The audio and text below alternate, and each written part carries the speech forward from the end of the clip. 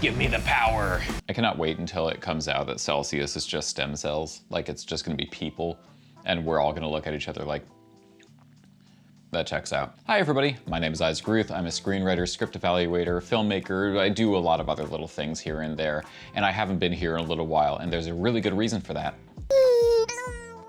I had a baby. The truth though is that I wasn't the one that gave birth. My wife is the one that gave birth. I did 0.01% of it at the very beginning of it, and there is a part of me that is deeply afraid that if I were put in the same position that she was put in, I wouldn't be able to do it. And I know for a fact that if men actually were the ones that had to give birth, I don't think that we would make it 2 generations. We would just see the first person do it and we would go, no, and then we would go extinct. What I'm gonna be giving you isn't necessarily stuff that I'm going to be like, this is going to make you a really good writer. What I do have is kind of an interesting perspective as someone who has needed to read hundreds and hundreds of other people's scripts. And in doing so, you start to kind of come across things that are just a little off. Everyone's making the same mistakes. This is for that. This is a really weird phenomenon that I see in like all new screenwriters. What you'll notice is that characters are constantly starting to or beginning to do actions as it is written in the script. She starts to do the dishes. He starts to pick up the phone. There's nothing inherently wrong with saying that somebody starts to do anything, but when you see it everywhere, all the time, for almost every single action, it gets to you a little bit. No, sir, I don't like it. If Maddie's going to pick up the phone and dial 911 and then the operator picks up, you don't necessarily need to say, Maddie starts to dial 911 and then the operator picks up. She simply dials 911 and the operator picks up. Now, if Maddie starts to dial 911, but somebody grabs her or something like that, yeah, then that's a thing that she started to do, but then was interrupted. If you're not sure, just do a quick find. Check for starts to or begins to. It's just kind of a bit of a bad habit that you should probably nip in the bud now. You don't really see bad things or mean things happen to men in scripts and immediately write down that they, quote, start to cry. Women are not primed to be crying at all times. If you have any doubt, check out what Anya Taylor-Joy has to say about this. With no disrespect to any writer, I have a thing about feminine rage. Men doing really terrible things and women sitting silently whilst like one tear like slowly falls. We get mad. And I remembered like pulling Mark aside and saying, I'm really sorry. Only way to play this truthfully is for me to like attack him. Change it up a little bit. Maybe they get angry? Double down on this thing. Maybe they completely reject this entire idea. Find a different way that somebody might react to a thing other than just being like, oh, women, they cry. They don't. They fight. Okay, this one is super nitpicky and maybe it's just me, but I just think that saying seriously after a joke has happened is super lazy. All that it is just this point to the joke that just happened to go, huh? It's up there with, well, that just happened. It's an anti-joke. Hell yeah. Everybody in this industry has heard at some point, you need to find your voice. And some people will think that, oh, that just means my point of view, how I see the world, or maybe my dialogue has to sound exactly like I'm the one who wrote it because I'm also like Aaron Sorkin, or I'm also like Quentin Tarantino.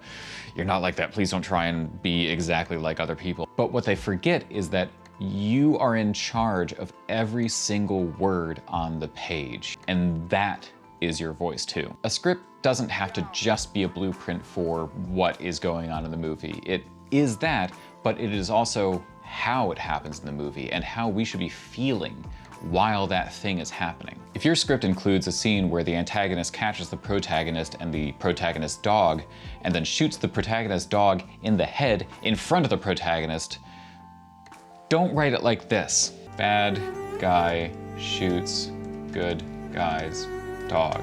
Good guy cries. What is that? Are you kidding me? I received that. That is a big scene. That's really important. And this was in the middle of a bunch of other text. It was a paragraph about that big. It was here. And there was a point where I was like, wait, did he shoot the dog? You need to take a pause, take a beat. Holy shit, that Look at that. And let me feel how that's supposed to feel in the script. It had nothing, no fire, no energy, no nothing. Super green, Ruby, super green. Super green. Anyway, all that's to say, break up your text a little bit. Use bold, use caps, underline, italics. And if there's any part of you that thinks, well, that's not very professional and you can't do that, you can't put a bunch of swearing in there, read anything by Dave Callahan, I promise you, you can. Not everybody can hold 15 different characters in their head at the same time, and there's a lot of scripts out there that will just suddenly introduce everybody all at once, and you're like, I don't know what this means. And please clue us in on who's going to be important and who's not. You can put in parentheses, keep an eye on this person, or something along those lines. If you have a police officer and they have 2 lines in the middle of the script and are otherwise not going to be an important supporting character, Officer 1 is perfectly fine. It doesn't need to be Officer McCleary, 46 gruff and with a stern voice or something like that. I don't know if I'm going to need to remember who that person is in 15 pages. It's as simple as that. Just use Courier.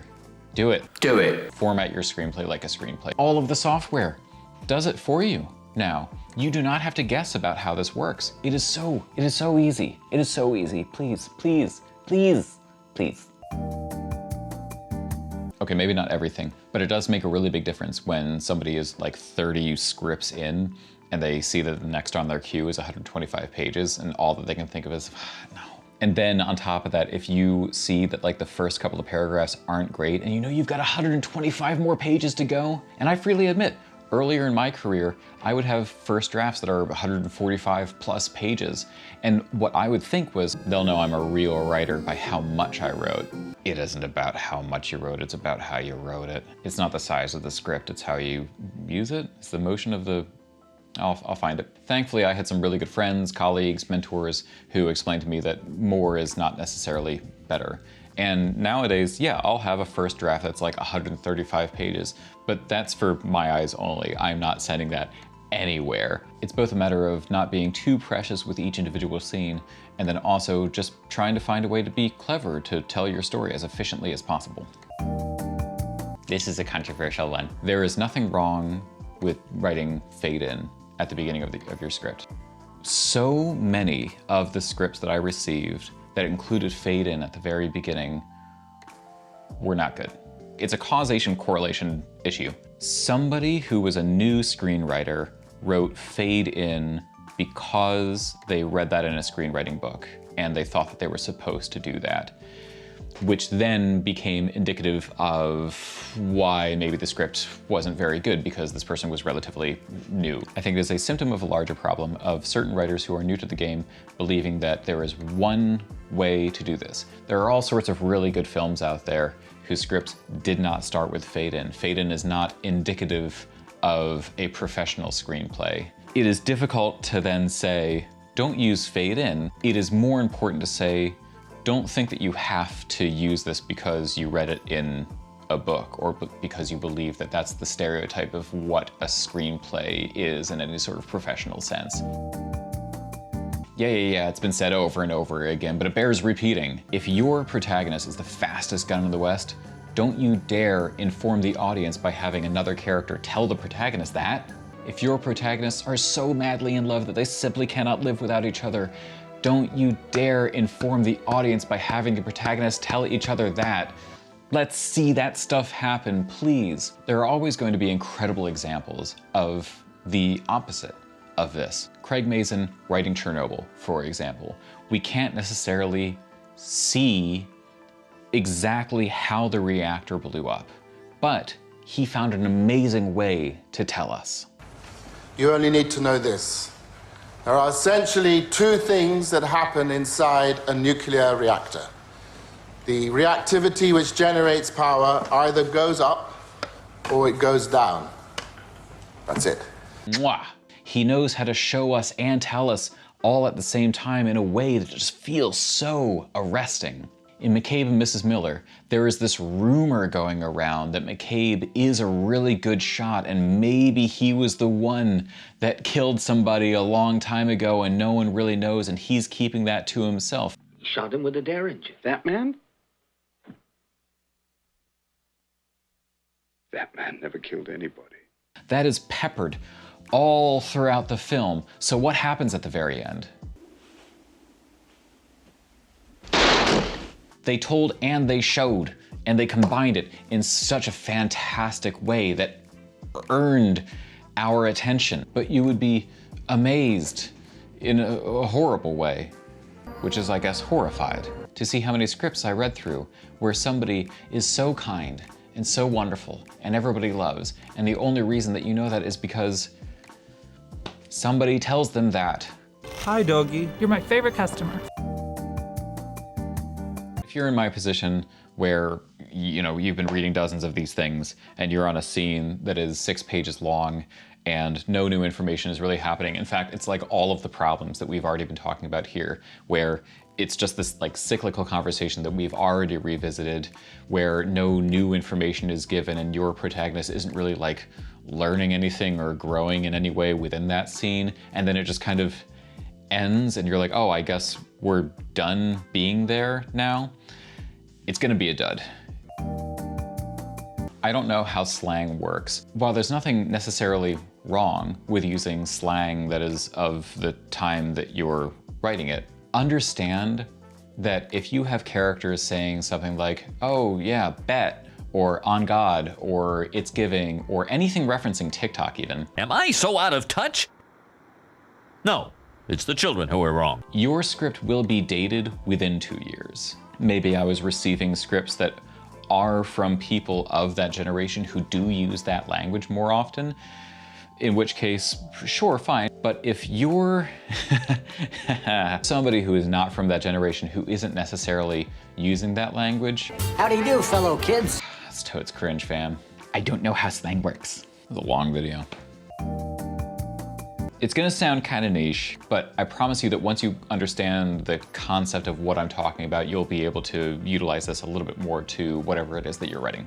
You'll notice that I keep saying there's nothing inherently wrong with X. I repeat myself, there is nothing inherently wrong with a character just going from point A to point B. If a character has to go to a coffee shop, you don't necessarily need a lot of things happening within that scene to like spice things up or whatever. Maybe the way that they order their coffee or what it is that they order informs something about their character. Orange mocha frappuccino! But if you're writing something that has any suspense in it, maybe an action or horror or a thriller, and you're just having a character go from point A to point B, for instance, if you have a scene where character A needs to break into character B's house to go get the MacGuffin, and character B comes home while character A is still there, and then character A leaves. Yeah, that was a scene, and things did happen, but you're not really taking advantage of the genre, and you're not really earning the ticket that somebody might pay to see your work. Imagine that character A went into character B's house, and while they were looking for the MacGuffin, character B came home. But put character A in a part of the house completely away from character B, and neither of them know that character B and character A are in the same house at the same time. Then you have the audience in the palm of your hand, because you can stretch this out and you can tighten this as much as you want, and you can get them closer and closer and closer, and you will have the audience at the very edges of their seat. They will be gripping the hand of whoever it is that they came to the theater with, and they will break it. And that person with a broken hand is going to thank you for it because that's what they paid the ticket for. Do something. Do something that makes us be so grateful that we saw this and makes us go, yes, that is why we're here. Oh, I guess that means I have to wrap this up. What about story? What about structure? What about character? Yeah. There are a million people who talk about that process better than I do, but this is the kind of stuff that you can change and tweak. It's relatively simple to make sure that your script doesn't have very specific pitfalls, and that maybe it can stand out just a little bit. If there's other stuff that you're wondering about, if you disagree or agree or just want to argue in the comments, please reach out, talk to me, I'll listen. All I want to do is help and receive more things that I can be excited about, so I can go, yes. Moving on up, please. Everyone needs to know about this thing. And fewer things where within the first paragraph I go, shit.